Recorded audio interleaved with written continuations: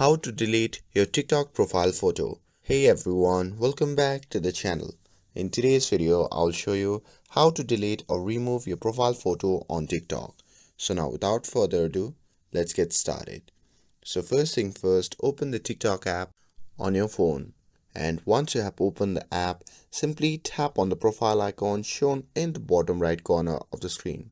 And here, once you are in your profile section, simply tap on the option labeled as Edit Profile.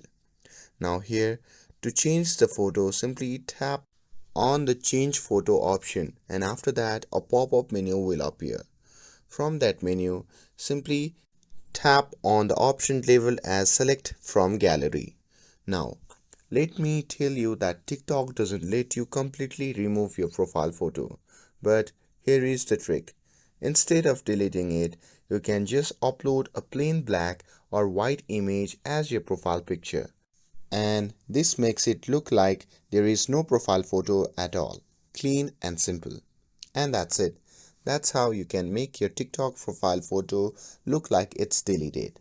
With this, if you found this video helpful, then don't forget to like, share and subscribe to get updated for more videos. Thanks for watching and I'll see you in the next video.